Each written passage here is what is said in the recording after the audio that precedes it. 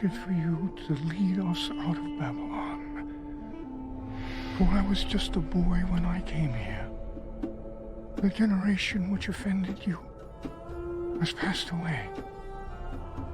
And now their children's children yearn to see a home they have never known.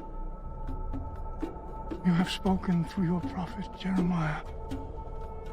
When 70 years are completed for Babylon, I will come to you and fulfill my gracious promise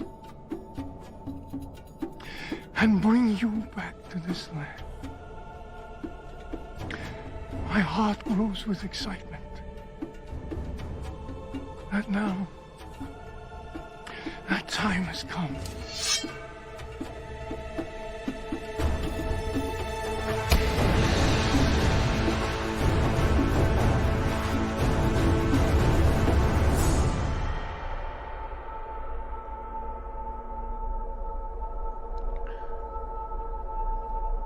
An old man who comes unbidden is often a fool.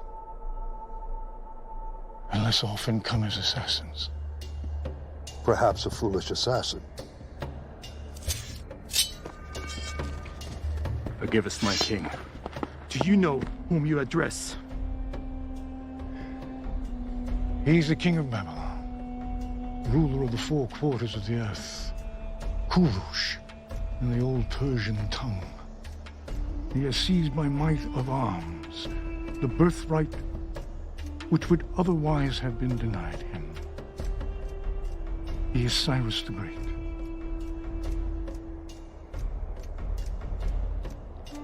Leave us.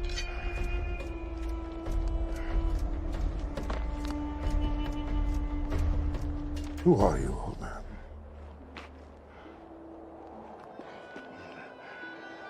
I am Daniel, of the tribe of Benjamin, made captive nearly 70 years ago by Nebuchadnezzar. My king, I've heard of this man. He served Darius well after he captured the city in your name. It is said he spent a night in the lion's den. The beasts would not touch him. Is this true? It is. Oh. I know who you are now. Tell me why you're here. I seek to tell thee a story. A tale of four kings.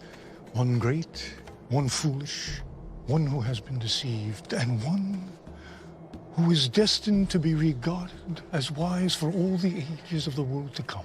Stories from your imagination? No, king. For I will speak only the truth. And if you would not wish to hear it, you must bid me speak nothing. Come. You will give us entertainment while we eat. Please. Okay. My king, we're expected in Babylon this evening. The palace will be there in the morning. As you wish.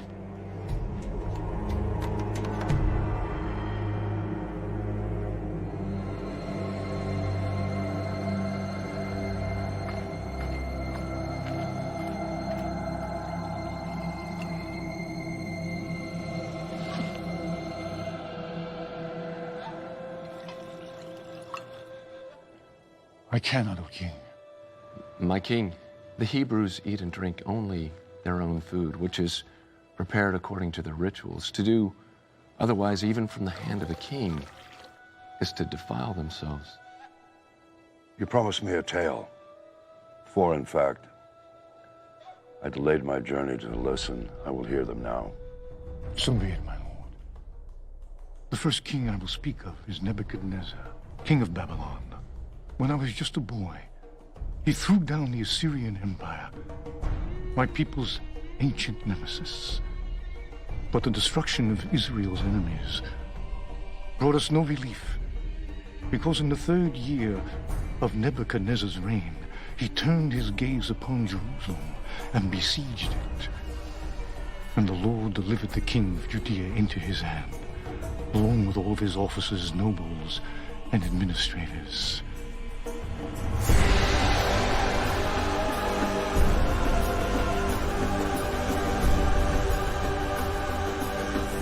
We, the exiles, arrived in Babylon. Nebuchadnezzar ordered Ashpenaz, his chief eunuch, to select some of the Israelites from the royal family and nobility, young men without any physical defect and showing aptitude for every kind of learning, one of whom was myself.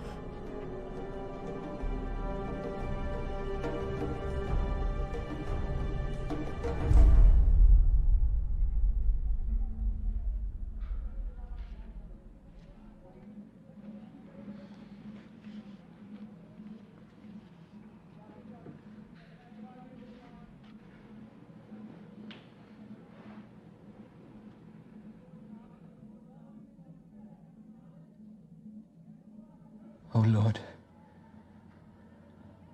Jerusalem has sinned greatly. Like a widow is she, once great among the nations, a queen among the people, has become a slave, her children captive before the foe. My eyes overflow with tears. For you, Lord, are righteous, yet we rebelled against your command. Comfort me, O Lord, comfort me and my brothers, and restore our spirit.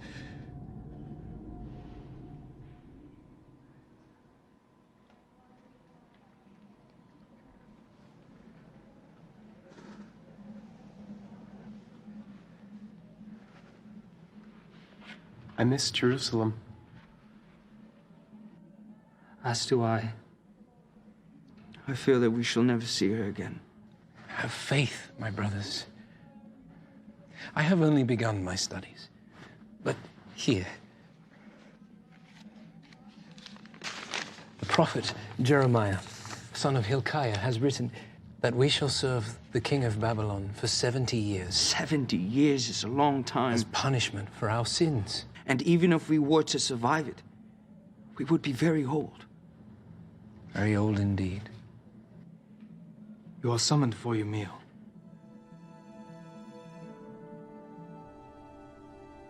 Why would they only take 10,000 of us and leave the rest of our people behind? Yes. Look at who they've taken. The scholars, the princes, our military leaders, and our families. It's the Babylonian way of conquest. You take away the leaders, and the rest can easily be governed. They've changed our names, hoping we'll forget our God, and our clothes, so we'll look like them. They've changed everything about us. We need to make each other a promise. Never to become like them. My brothers, such a promise is worthless, for we are but men. What we need to promise is to always love our God and be obedient to Him. And in so doing, what we become on the outside will not matter. Set it here.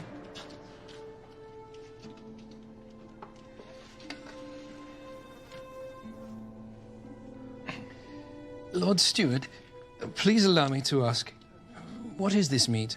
Where is it from? And how was it slaughtered? The cattle are from the king's herd. They are fattened along the river and strangled before the altars of Marduk before their flesh is carried to the kitchens. The swine are from the king's pens. They are fed on choice food. And it is rumored the king's executioner laces their feed with the entrails of his victims, so that the king's chosen may feast and grow strong on the flesh of his enemies. It is considered the greatest of delicacies. To some, perhaps, but not to us. We are forbidden to eat it. For the Almighty has commanded us, the pig is unclean. You are not to eat their meat or touch their carcasses.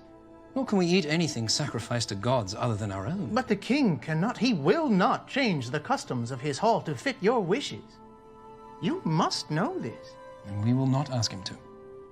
But you must eat. I have been charged with your well-being. If you are seen to be wasting away, I'm afraid of what my lord the king will do. He will have my head. And we would not wish it so. Therefore, put your servants to the test. For 10 days, give us nothing but vegetables to eat and water to drink. Then compare our appearance to that of the other young men who eat the royal food.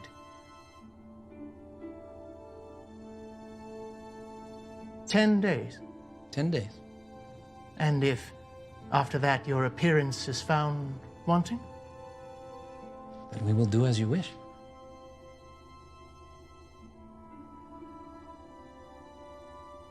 Your request was polite. I'm rather surprised it was honored. I have no doubt the Lord favorably disposed his heart to hear our request. By the end of 10 days, my companions and I looked healthier and better nourished than the young men who ate the royal food. And so the chief eunuch allowed us to continue refusing the wine and choice fare. And we remained undefiled. The period of our instruction went by quickly. During those many years, we were living in a foreign land, speaking a foreign language, and living under a foreign king. But despite this, our hearts belonged only to God. And at the end of that time, my companions and I were presented before Nebuchadnezzar himself. The king's executioner, Arioch, will be in the chamber. If you are found unworthy, you will be executed on the spot. And so will I.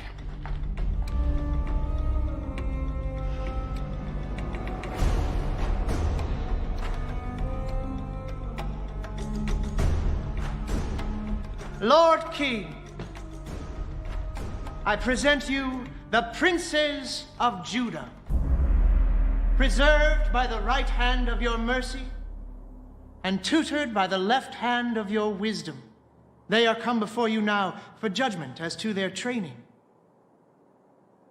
They are Belteshazzar, Shadrach, Meshach, and Abednego.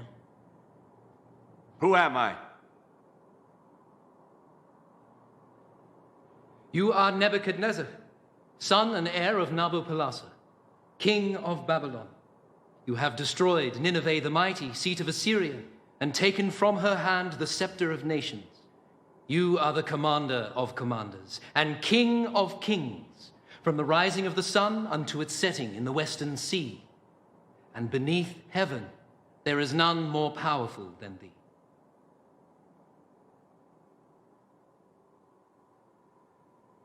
You, come forth.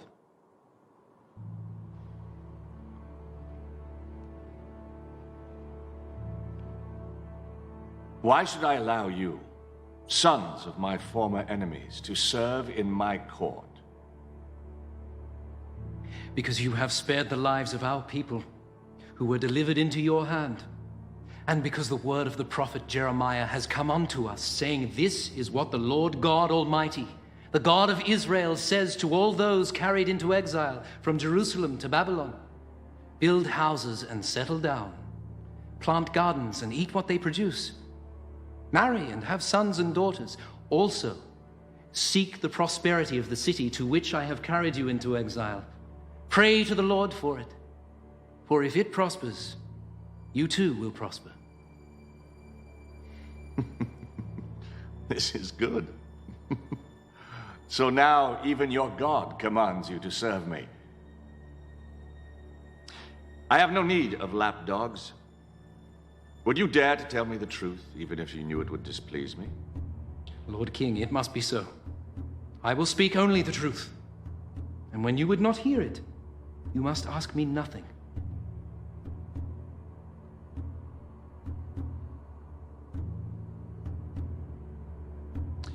I pronounce them worthy. Have their names be written in the book of the wise.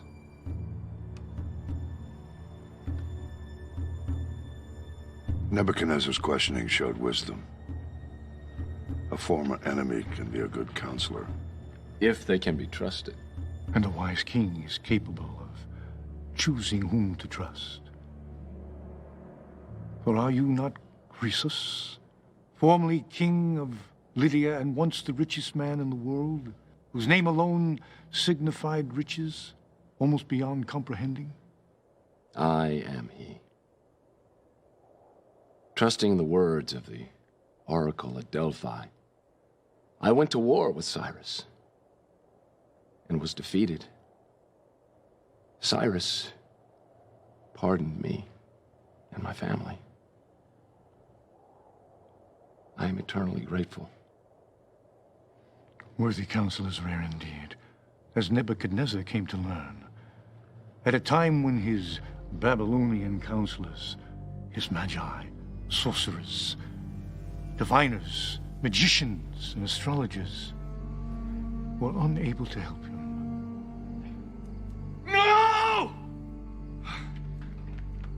What is it, my king?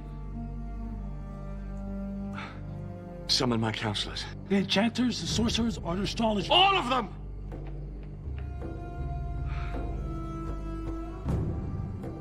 O king!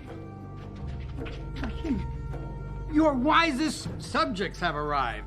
Command, and it is done. I've had a dream that troubles me. I need to know what it means. O king, tell your servants your dream, and we will interpret it for you. No. What need I of wise men who are not wise, Astrologers who read nothing in the stars? Magicians who perform children's tricks? Sorcerers who divine nothing except what I tell them? No. It is enough for the king to dream his dreams. It is up to you to discern and interpret them. But, my lord, if only you would tell us your dream, we could interpret it, as we have always done. Always! I know you're trying to gain time, or trick me into revealing what I've seen. Either way, I'll have none of it. But there's no man on earth who can do what the king asks. No king ever asked such a thing before. Only the gods could know these things. And when we ask, they don't answer. Well, I suggest you try and get them to answer. Or beg that they endow you with the necessary skills to divine it on your own. For as I am king, I swear that when the sun rises, if my dream is not made known to me, along with its interpretation, you will all be made shorter by the height of your heads. You may withdraw. Now!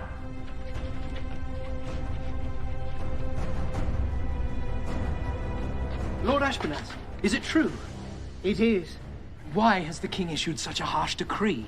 Why don't you come along with me and ask him yourself?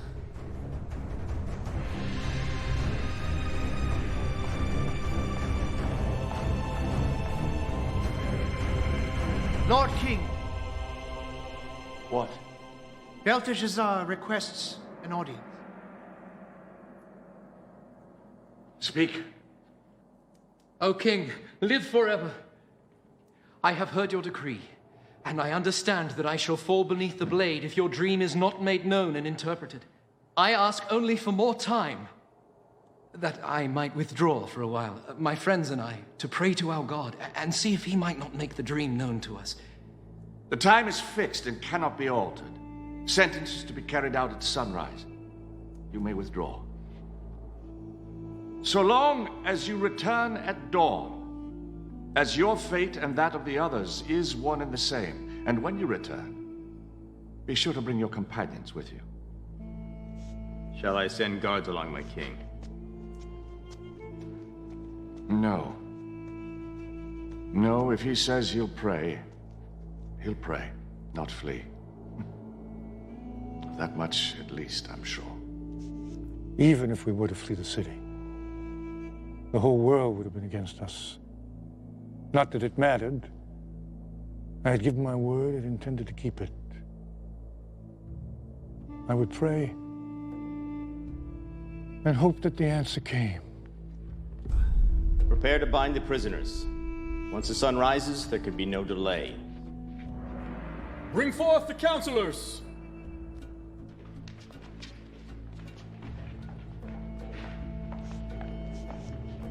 O king, live forever. O king, do not execute these men, I beg you. Belteshazzar, your death is upon you as well, unless you know my dream and can interpret it. I am, and I will. Praise be to the God of my fathers forever and ever. He gives wisdom to the wise and knowledge to the discerning. He reveals deep and hidden things and has made plain all that you have asked, for he has shown me the vision of the king. Then speak. As you lay upon your bed, O king, you looked, and there before you stood a large statue awesome in its appearance. The head of the statue was made of pure gold, its chest and arms of silver, its belly and thighs of bronze, its legs of iron, its feet partly of iron and partly of baked clay. As you were watching, a rock was cut out, but not by human hands. It struck the statue on its feet of iron and clay and smashed them. Then the iron, the clay, the bronze, the silver and the gold were all broken to pieces at the same time, and the wind swept them away without a trace. But the rock that struck the statue became a mountain and filled the whole earth.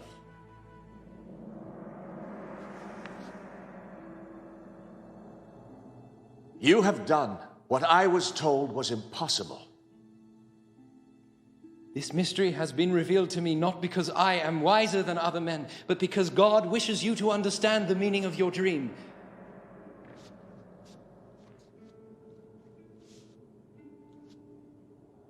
You know my dream, as if you dreamt it yourself. What does it mean? You, O King, are the King of kings. The God of heaven has given you dominion and power and might and glory. In your hands he has placed mankind. He has made you ruler over the nation, for you are the head of pure gold. After you, another kingdom will rise, inferior to yours. Next, a third kingdom, one of bronze, will rule over the whole earth. Finally, there will be a fourth kingdom, strong as iron, for iron breaks and smashes things to pieces. But just as you saw that the feet and toes were partly of baked clay and partly of iron, so this people will be a mixture and not remain united any more than iron mixes with clay. And in the time of those kings, the God of heaven will set up a kingdom that will never be destroyed. It will crush those kingdoms and bring them to an end, but will itself endure forever.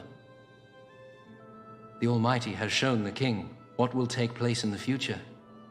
The dream is true, and the interpretation is trustworthy. I am the head of gold? Yes, O king, you are the head of pure gold.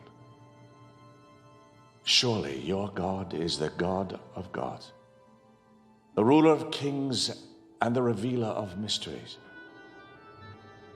Let this man be paid honor and present him with incense. Thus the king made me ruler over the entire province of Babylon, and at my request made Shadrach, Meshach, and Abednego administrators. King Nebuchadnezzar made an image of gold 90 feet high. All were commanded to fall down and worship, and all did as commanded, except for 3. Live forever! A moment of your precious time. As your dutiful servants, we know the law, that when the horn sounds, we all bow down and worship your image. But these Jews, whom you have set over the affairs of the province of Babylon, pay no attention to you, O king. None. They neither worship your gods or serve the image of gold you have created. Nothing. Is this true? You refuse to worship my statue? O king, we do not need to defend ourselves before you in this matter. Really? Then you shall be thrown into the furnace, and no god will save you from my hand. If we are thrown into the blazing furnace, our God will defend us from it. And if he does not, we want you to know, O king, that we will not serve your gods or worship the statue of... Enough! You dare to defy me? Let the furnace be heated 7-fold. Bind them and cast them into the fire.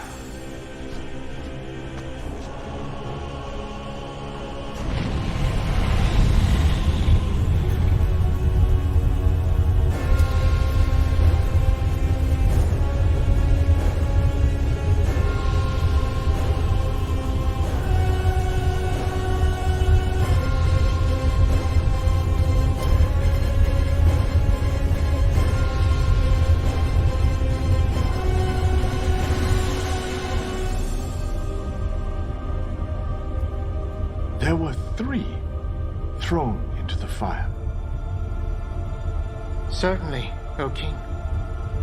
But now I see 4. And the fourth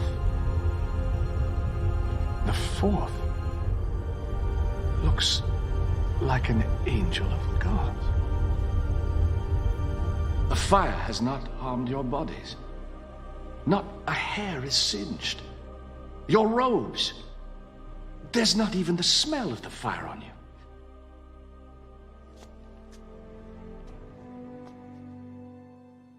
Praise be to your God, who sent his angel to rescue his servants. You trusted in him. You defied my commands. You were willing to give up your lives rather than serve any but your own God.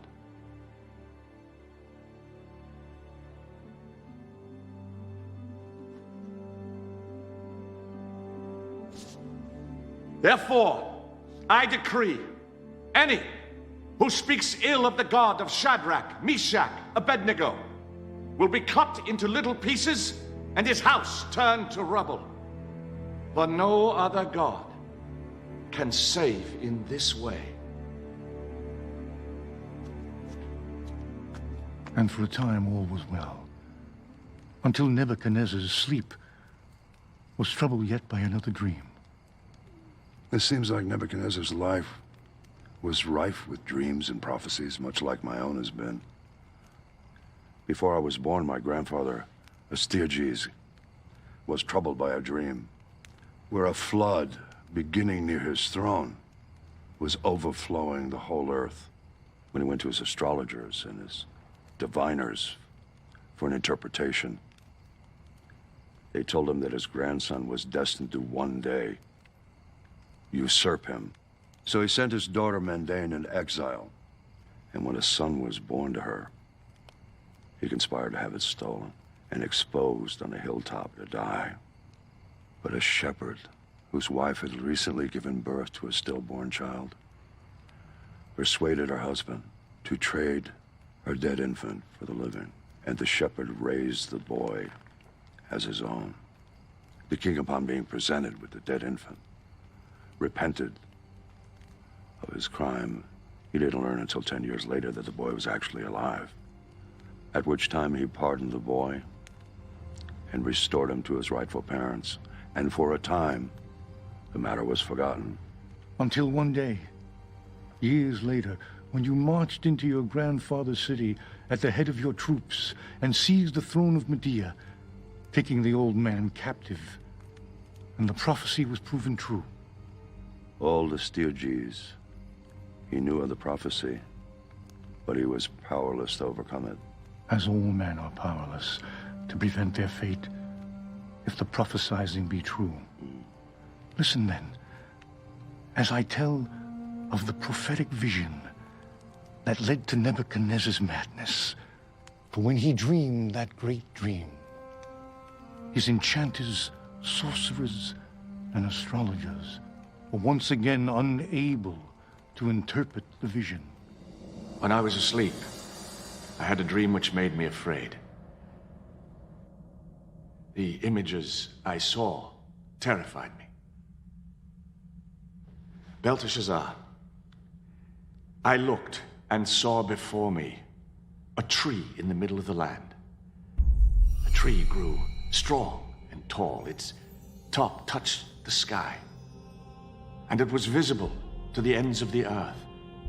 Its leaves, they were beautiful. Its fruit was abundant. The beasts of the field took shelter under it, and the birds of the air lived in its branches. And from it, every creature was fed. Then I looked again, and I saw a messenger coming down from heaven. And he cried out aloud, "Cut down the tree, trim off its branches, strip its leaves, scatter its fruit. Let the beasts flee from under it, and the birds fly from its branches." But let the stump and its roots, bound in iron and brass, remain in the ground, in the grass of the field. Let it be drenched by the dew from heaven. Let it live with the animals of the earth, and let its mind be changed from that of a man to the mind of an animal. This is the dream that I had. What does it mean? My lord, if only the dream applied to your enemies and its meaning to your adversaries. The tree which you saw, which grew large and strong with its top touching the sky, you, O king, are that tree. You have become great and strong. Your greatness has grown until it reaches the sky, and your dominion extends to the distant parts of the earth. But you saw a messenger, a holy one, coming down from heaven, saying, "Cut down the tree and destroy it, but leave the stump bound with iron and bronze in the grass of the field, while its roots remain in the ground. Let him be drenched with the dew of heaven. Let him live like wild animals." This is the interpretation, O king. And this is the decree that the Most High has issued against my lord the king. You will be driven away from people and live with the wild animals. You will eat grass like cattle until you acknowledge that the Most High is sovereign over the kingdoms of men and gives them to anyone he wishes. The command to leave the stump of the tree with its roots means that your kingdom will be restored to you when you acknowledge that the Most High rules. Therefore, O king, be pleased to accept my advice. Renounce your sins by doing what is right, and your wickedness by being kind to the oppressed. Seek the Lord while he may be found. And it may be that your prosperity will continue.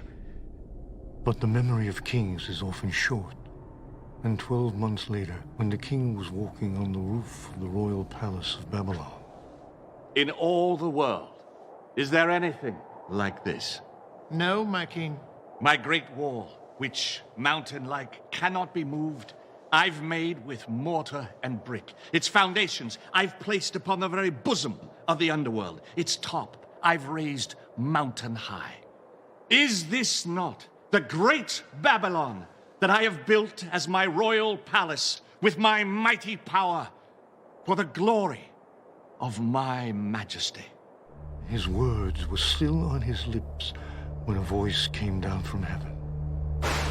Nebuchadnezzar, for your arrogance and your failure to give glory to the Most High, your authority is stripped from you. Go now from this kingdom which you claim. Your mind shall be reduced to that of an animal, and you will wander the land until you acknowledge the glory of God as above your own.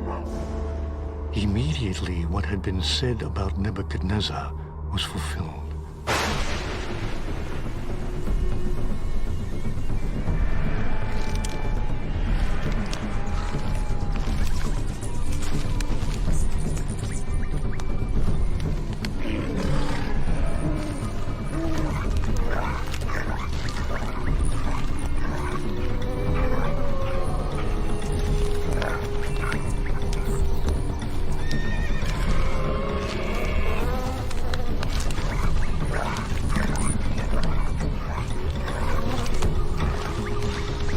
Greatest of those below heaven. He sought to make himself as great as he who rules above heaven, and the Lord would not have it. Because he insisted on being more than he was made, he became less than he was made. Because he aspired to be more than a man, he became less than a man. He became like the wild beasts. How did he survive, alone in the wilds? Even in his insanity, neither the lion nor the bear disturbed him. Though he wandered alone and unarmed, and slept naked in the places where they found their food. Because it had been prophesied that one day he would honor the Most High.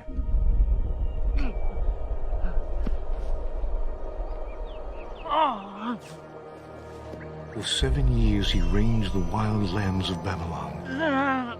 But it was not until the full time of his exile was completed that he turned his eyes toward heaven and declared, Praise be to the Most High. Honor and glory to him who lives forever. Rise, Nebuchadnezzar.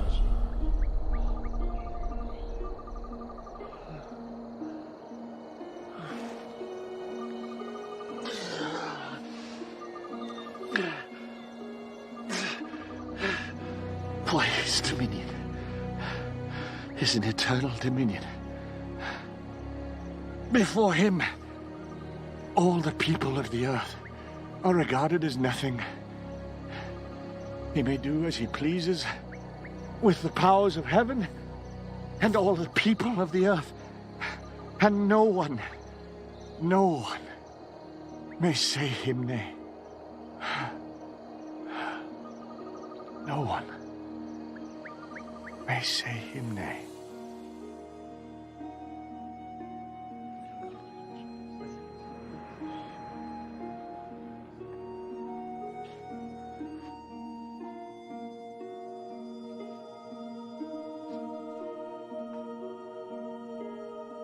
Beware your place, for I am not as I was. Let it be recorded that I, Nebuchadnezzar, do praise, exalt, and glorify the King of heaven, because everything he does is right, and all his ways are just. And those who walk in pride, he is able to humble. And so Nebuchadnezzar returned to his throne. But eventually he was gathered to his fathers, and a series of new kings came to the throne, none lasting more than a short time. You're about to tell about the downfall of Babylon, are you not? I am. Well, at last we come to the part of the tale where I have some knowledge to share. For though I had conquered from east to west, Babylon was the last to resist me, and I dreaded its siege. For Babylon's wealth had allowed her to lay in enough grain to last for years. And her towers, walls, and gates were so formidable that even untrained men could defend them with ease. Walls too high to scale, with parapets wide enough for chariots to patrol them, and a river-fed moat to cross before even getting there. It was enough to freeze the heart of even an old soldier such as I am.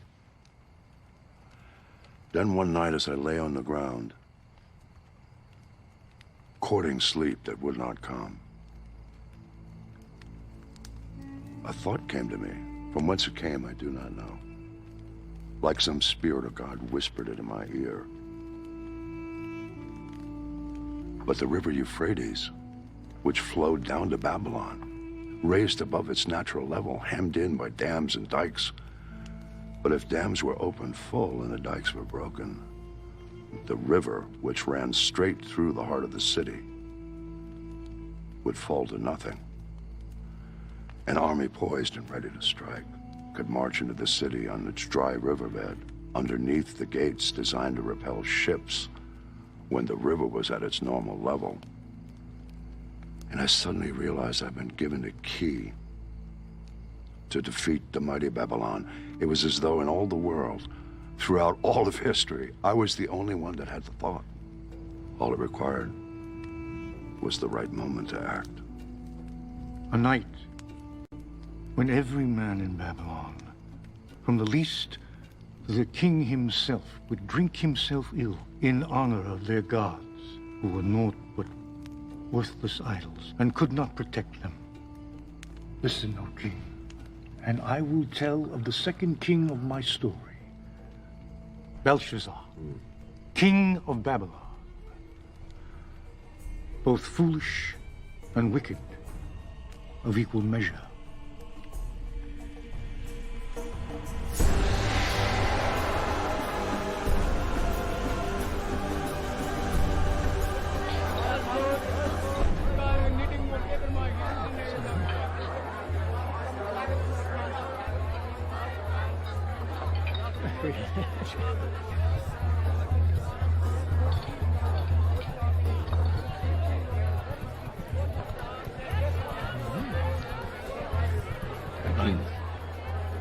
Enough!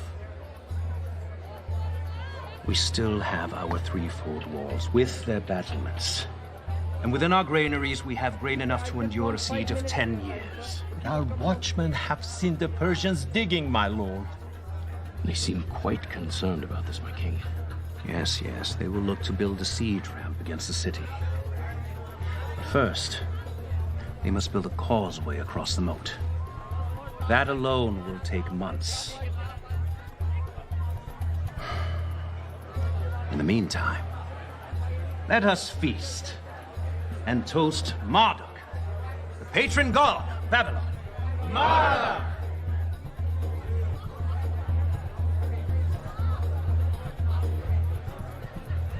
These cups have a taste,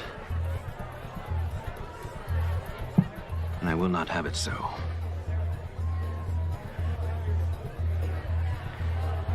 Bring me the golden vessels from the Temple of Jerusalem. But my king, is it wise to use the vessels? My king, these cups are considered sacred. Are they not, my king? Perhaps in Jerusalem! By that pathetic desert deity of Judah. But here they are spoiled for our gods. And they would have me use them as I see fit. Bring them!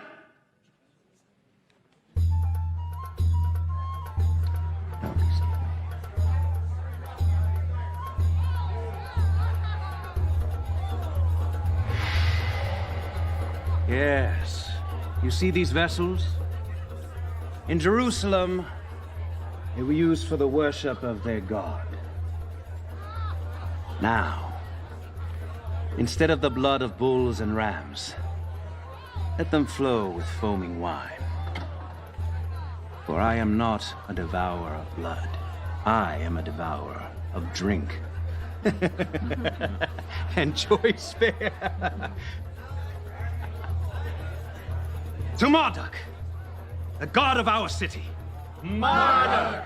And to our idols of gold and silver, bronze and iron, wood and stone, partake of our pleasures and protect our city.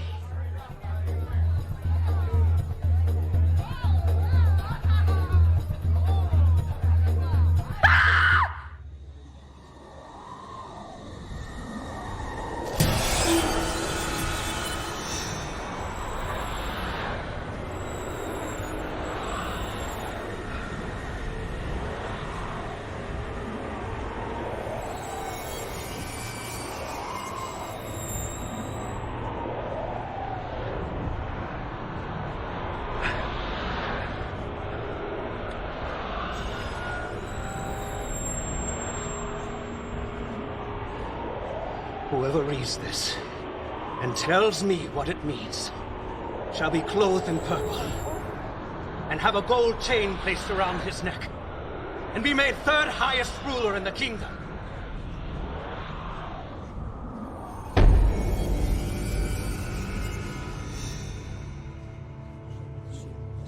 And all the king's wise men came in, but they could not interpret the inscription or tell the king what it meant.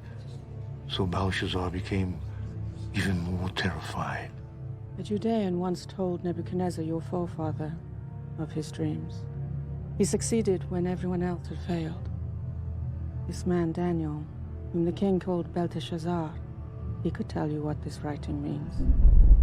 Does he still live? He does. Bring him to me quickly, but do not harm him. We shall soon learn if this Hebrew can do as you say.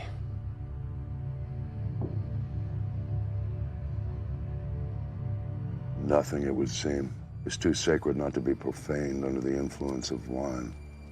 Nothing.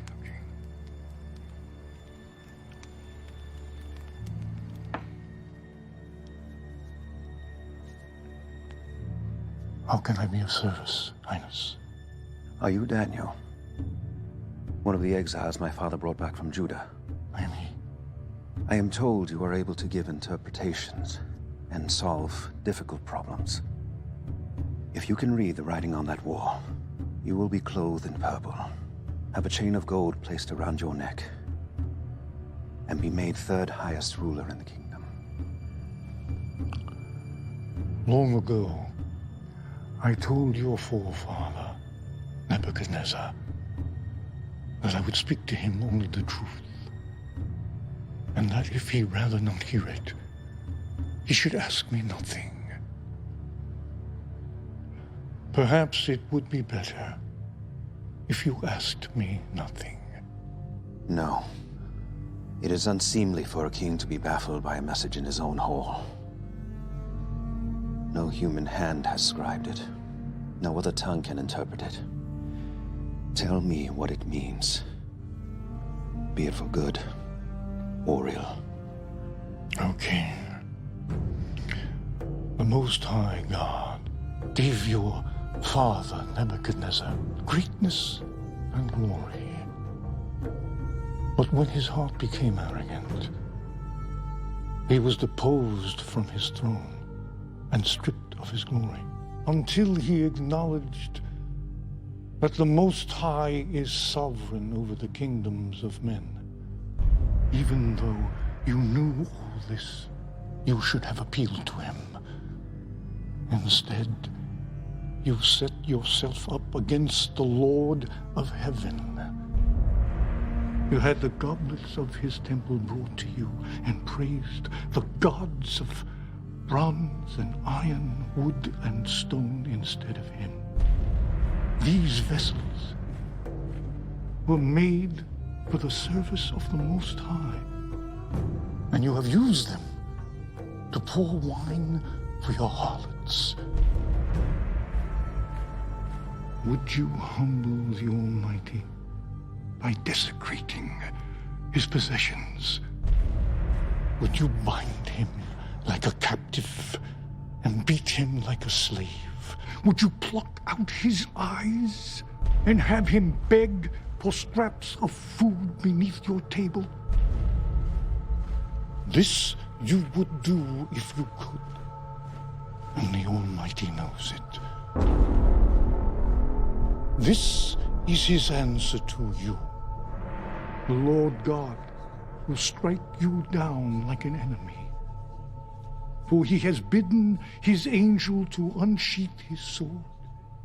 These, then, are the words he has written. Mene. God has numbered the days of your reign and brought it to an end. Tekel, you have been weighed in the scales and found wanting. Sin.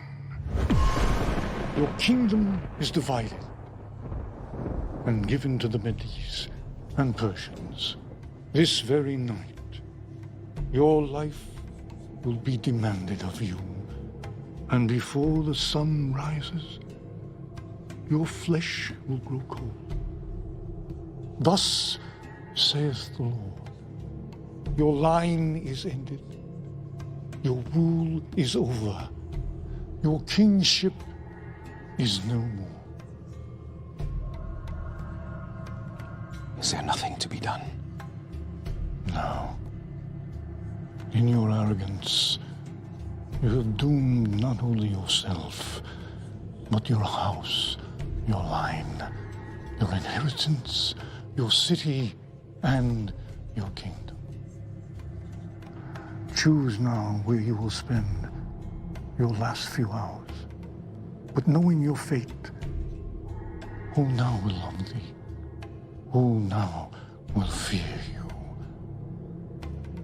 Will the least of your slaves comfort you, or will they desert you, seeking to avoid the fate which is yours?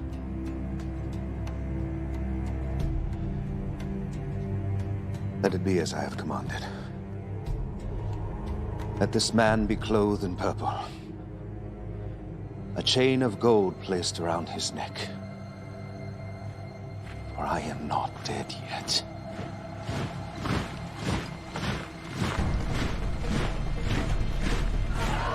All hail King Darius!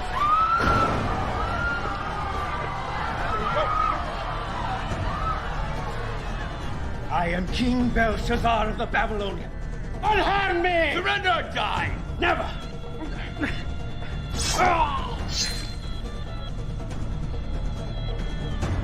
Send word to Cyrus the city's taken in his name. As he has commanded, I shall assume the crown. Do you know who stands before you?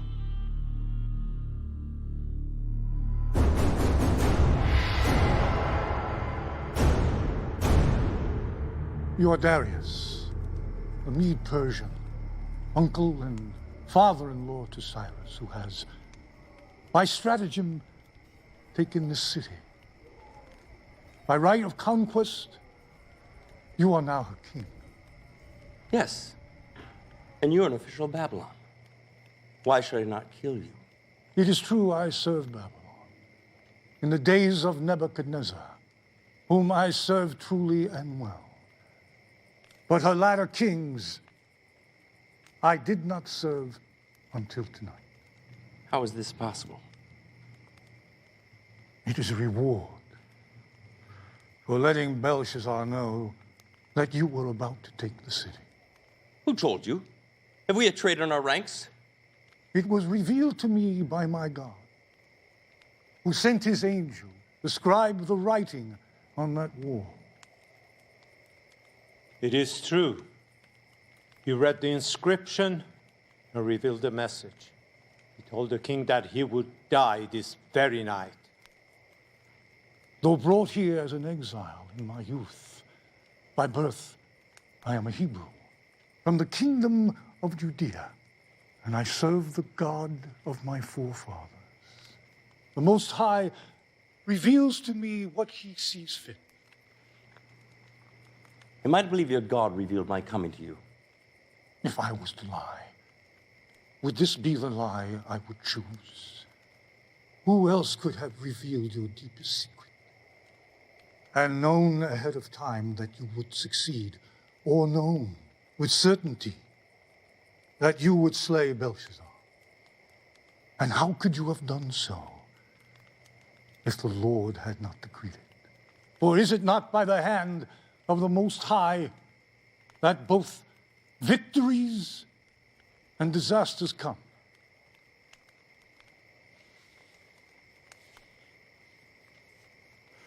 I would have you put this gift of divination at my service. Yet how do I know I could trust you, Hebrew? I will speak to you honestly, my king. And when you would not hear the truth, you must ask me nothing. So be it. I see by your insignia you were made third in all of Babylon. That is not the Persian way. For below me I have 3 administrators, all of equal rank. Yet I shall name you one of the 3. What of the other counselors? Slay them. If they were loyal to their former master, they're no good to me.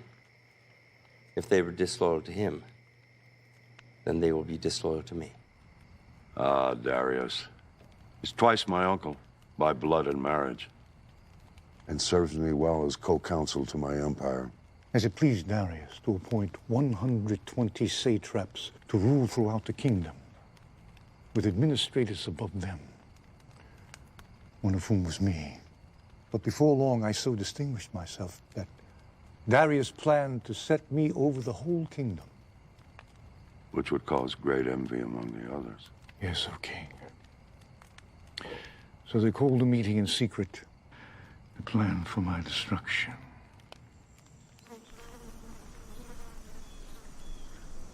Are we safe? Yes. Did anyone see you? No. Why are we meeting so far from the city? Do you think it would be wise for this meeting to be overheard by anyone? Are you sure you weren't followed? Not unless whatever's following has wings. We don't have much time. Daniel being put over us, if we allow it to stand, means our demise. Once he is in charge, he'll be looking into everything we do. Perhaps we should eliminate him. How? A hunting accident. He doesn't hunt. A sudden illness or a drowning. Who would believe it? Maybe we can ensnare him. How? There is no corruption in him, nor any negligence. He is as diligent as he is skillful. There must be some way. He claims he's so effective because 3 times a day his heart inclines to the city of God. There's a spirit of excellence in him. In every test he has proven faithful. No one is that honest. On the contrary. I had a man tried to bribe him once, and a very generous bribe at that. He would have no part of it. Such a man is dangerous. How long before he learns that we've been generous with ourselves and covered the thefts with false accounts?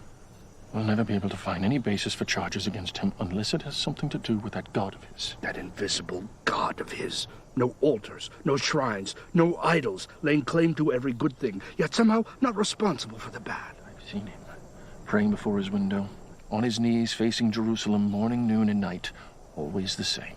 Then perhaps we need to make him stop. He won't do it. Then perhaps we need to make sure he continues. You say there is nothing anyone can do to stop his prayers? No, nothing.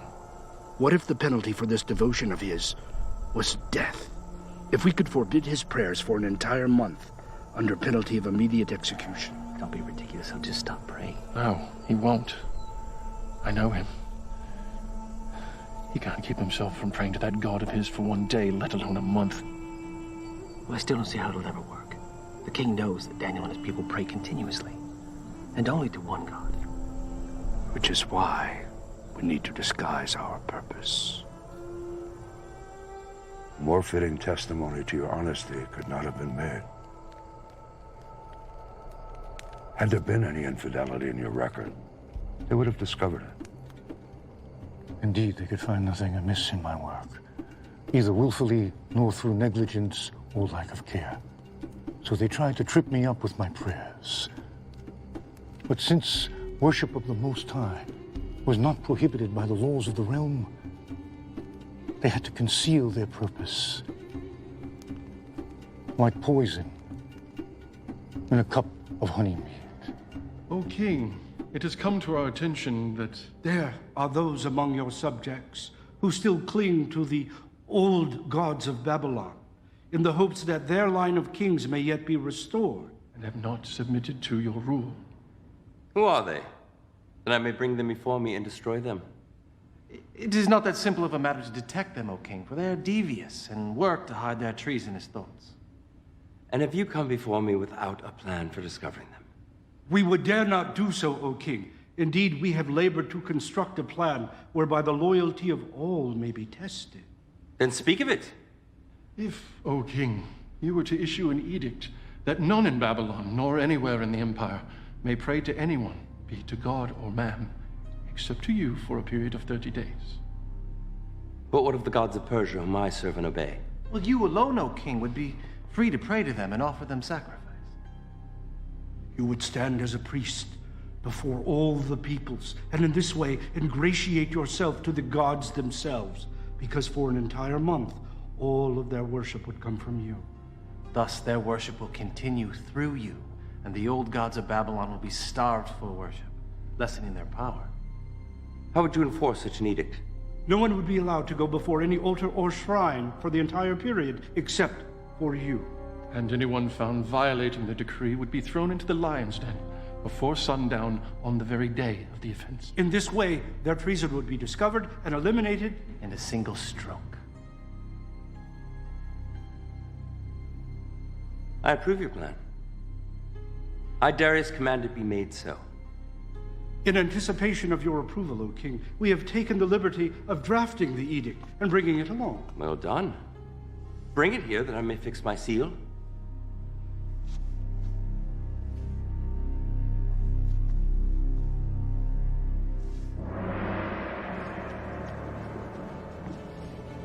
Let all the world hear and obey. So Darius found no need to consider it further. Darius had a great deal of experience as a soldier, but very little as a ruler until Babylon fell. One sign, the order could not be changed. Let every order be upheld, for the law cannot be countermanded, and the laws cannot contradict themselves. Let each law be fixed, unchangeable, for the king cannot err, and once a law is written, even the king himself cannot change it. Such is the law of the Persian. Daniel, the king's seal is barely dry. Already you have defied his law. You made your choice. You chose your God over your king. Take him away!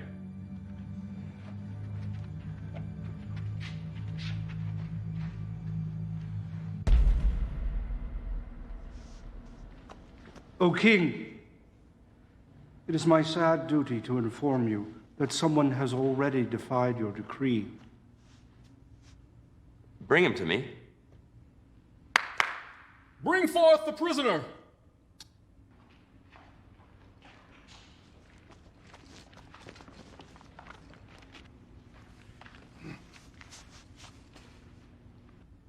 Daniel, he is one of the exiles from Judah. He pays no attention to you, O king, or to the decree you have put in writing. He still prays 3 times a day. What sort of foolishness is this? Daniel's my chief advisor. No one is above the law. Yes, sadly, O king, no one is above the law. Bring forth the tablet.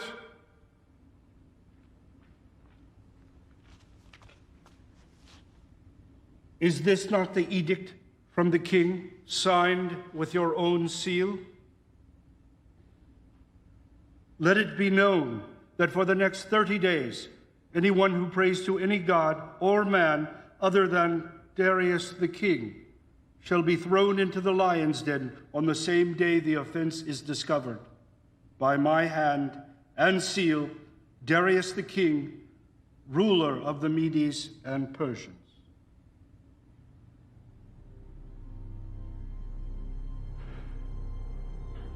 Call my counselors together. We will begin the trial. O king, live forever.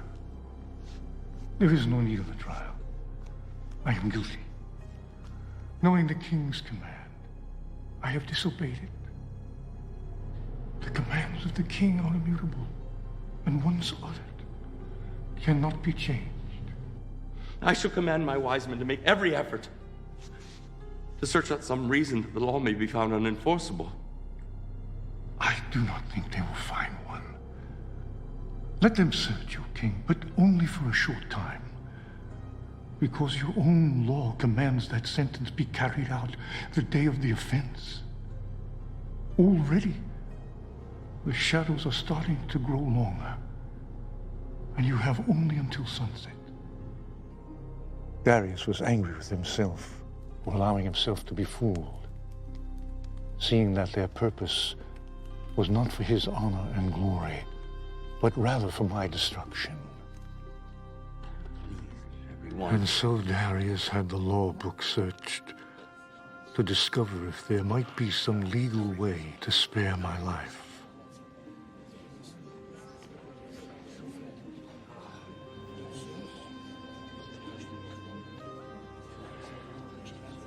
It is as I expected. Why did I not consult you before passing that accursed law? Now I'm forced to abide by my own decree. A king who will not enforce his own laws cannot be a king. Your enemies know this and use it to their advantage. Do not grieve, O king. The Most High does not want you to deliver me. If he grants me deliverance, it will be by his own hand, not yours. It is a privilege he reserves unto himself.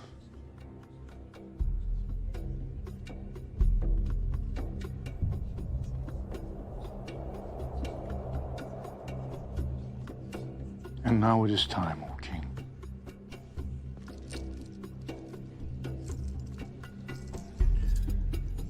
That I may not break your laws a second time. I will walk with you, Daniel. One last time. As you wish, O king. or those who have schemed to bring about my death. I will say only this. My forefather Abraham came from this land, and the Most High said unto him, I will make you into a great nation. I will bless those who bless you, and whoever curses you, I will curse. They have surely cursed me, and may yet live to reap the fruits of that curse.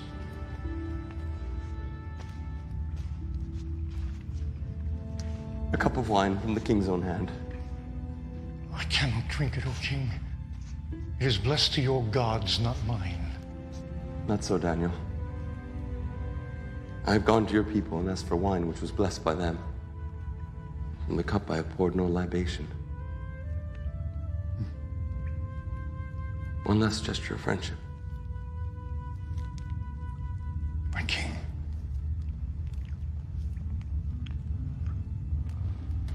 Goodbye, my friend. Farewell, but perhaps not goodbye. We have yet to see what the dawn will bring.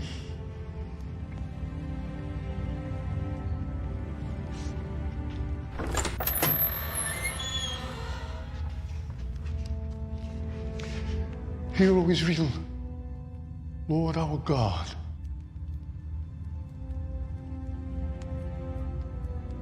The Lord is one.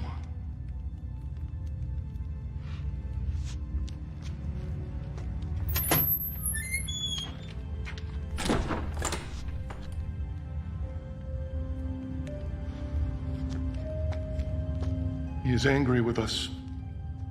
It will fade. By tomorrow morning, Daniel will be a distant memory, and the king will need us again.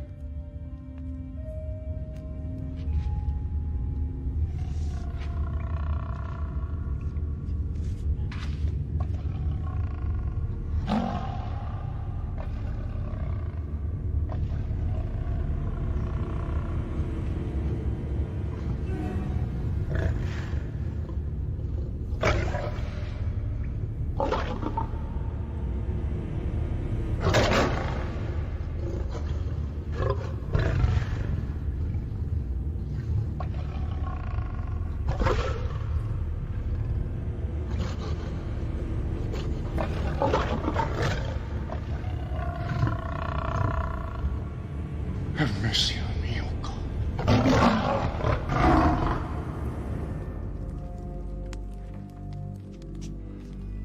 No, take it away. All of it.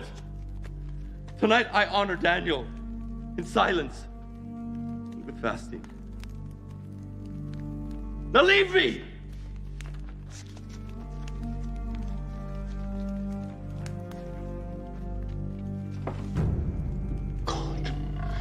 Have mercy on me.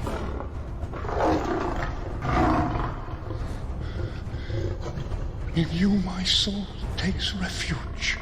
I am in the midst of lions, surrounded by ravenous beasts, whose teeth are spears, whose tongues are sharp as swords. I call upon your name, O Lord. From the depths of the pit, hear my plea. Come near. You say, do not fear. O Lord, take up my case. Redeem my life.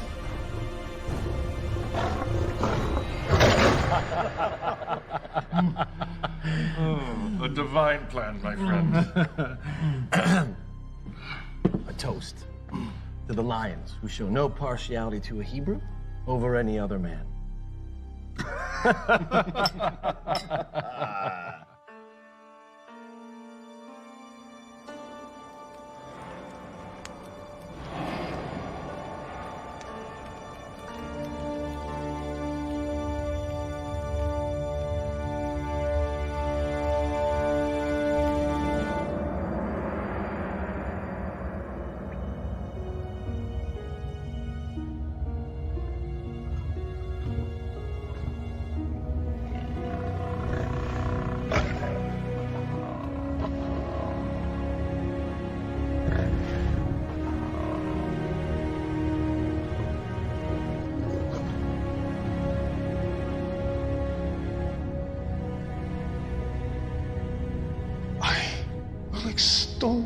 Lord at all times. His praise be ever on my lips. But those who seek the Lord will lack for no good thing. A righteous man may have many troubles, but the Lord rescues him from them all.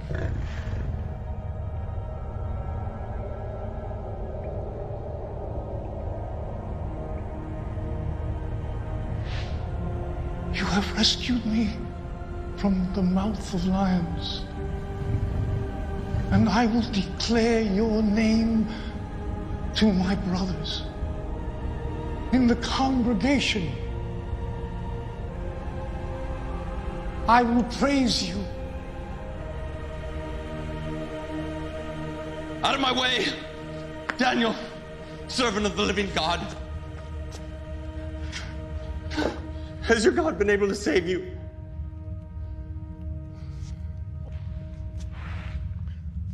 O King, live forever.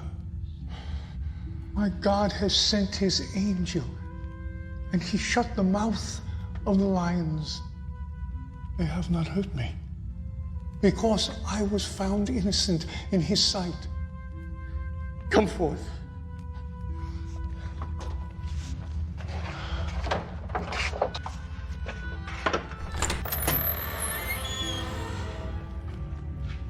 Behold, there is no sign of wound on him, for he has trusted in his God. Surely your God is above all men, for while you were in the lion's den, you were in his hand.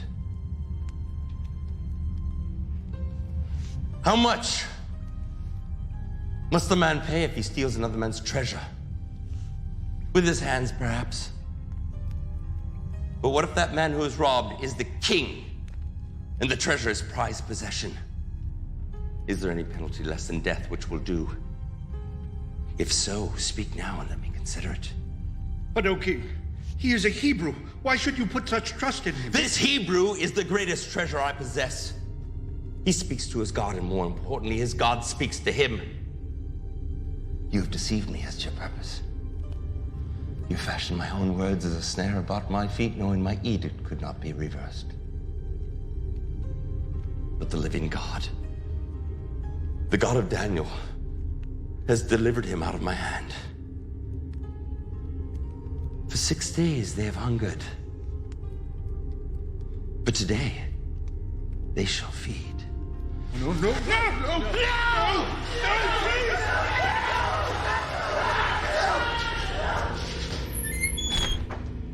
Please! Yes, my king! Please! You fools! Did you not think I would punish you? No, my king!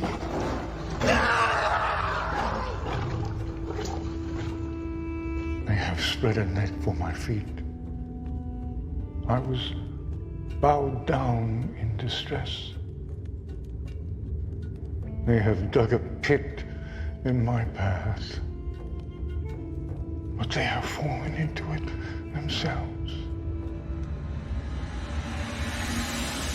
I, Darius, issue a decree that in every part of my kingdom people must fear and reverence the God of Daniel. For he is the living God, and he endures forever. His kingdom will not be destroyed. His dominion will never end. He rescues and he saves. He performs signs and wonders in the heavens and on the earth.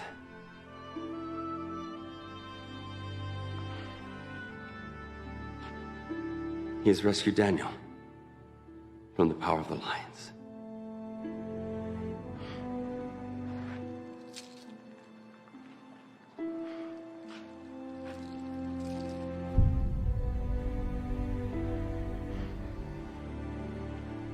And so I served Darius throughout his reign.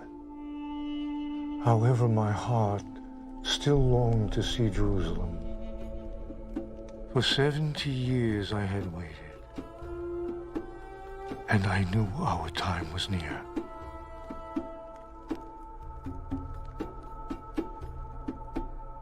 Lord,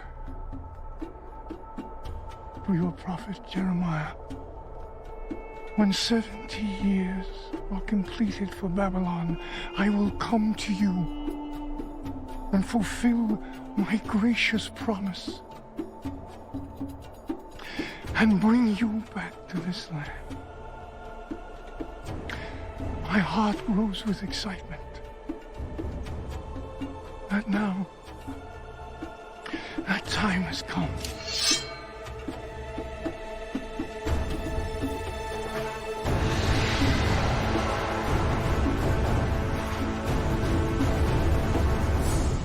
And so your journey has led you here.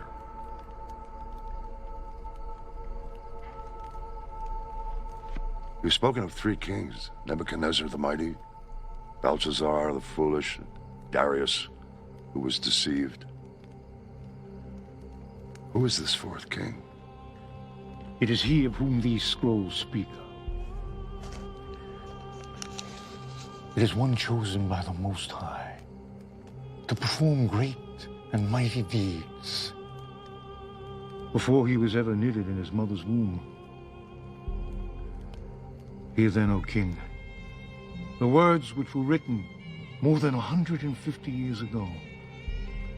For these are the words of the prophet Isaiah, son of Amoz. From the east, I summon a ravenous bird of prey from a far-off land to fulfill my purpose. What I have said, I will bring about. What I have planned, that will I do. A bird of prey. The Lord's chosen will carry out his purpose against Babylon. His arm will be against the Babylonians. He pursues them unscathed by a path he has not traveled before. True. I've never saw the regions of the Euphrates or further westward until I came in conquest. And yet you chased your enemies uninjured. They had no power to rally. You were not led into ambush. And you were safe as far as you chose to pursue them, were you not? It's true. This is what the Lord says to his anointed. Cyrus, whose right hand I take hold of. Cyrus? It mentions me by name? It does. To Cyrus, whose right hand I take hold of, to subdue nations before him and to strip kings of their armor, to open doors before him so that gates will not be shut. I will go before you and will level the mountains. I will break down gates of bronze and cut through bars of iron. I will give you the treasures of darkness, riches stored in secret places, so that you may know that I am the Lord, God of Israel, who summons you by name. And when you captured Babylon, their treasures were the richest in the world, were they not? Oh, indeed they were. And Croesus will testify. Yes, quite the most magnificent. O King, if I may. Please continue. Cyrus, for the sake of Jacob, my servant, of Israel, my chosen, I summon you by name and give you a place of honor. Though you do not acknowledge me, I am the Lord. I will strengthen you, though you have not acknowledged me, so that from the rising of the sun to the place of its setting, men may know there is none beside me. I am the Lord. There is no other. And do you understand that the Most High has the power to raise up kings and to throw them down? Yes, I do. I profess it. And that you, O King, like a polished arrow, hidden in the quiver of the Almighty, carefully preserved for its day of use. Yes. How is to explain my unlikely birth, or my survival, or successes? How else might it be explained?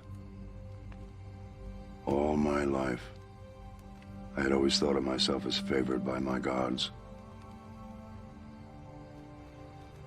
Is it possible that I've been favored by yours? You have answered your own question, O King. For nearly 2 centuries, a message in this scroll has awaited your coming. This is what the Lord says. I am the Lord, who has made all things, who alone stretched out the heavens, who spread out the earth by myself, who foils the signs of false prophets and makes fools of diviners, who overthrows the learning of the wise and turns it into nonsense, who says of Jerusalem, it shall be inhabited. Of the towns of Judea, they shall be built, and of their ruins I will restore them. Who says of Cyrus, he is my shepherd, and I will accomplish all that I please. He will say of Jerusalem, let it be rebuilt, and of the temple, let its foundation be laid. He even calls me a shepherd. I who was saved by a shepherd's hand. And I was raised in a shepherd's house. It's I who refer to myself as a shepherd of my people. Who else could have known this? The power of God or his prophet? 70 years are over, my king. 70 years since I was taken from the land of my birth. Babylon has been punished. You have punished her. Only one thing remains. For you to free her.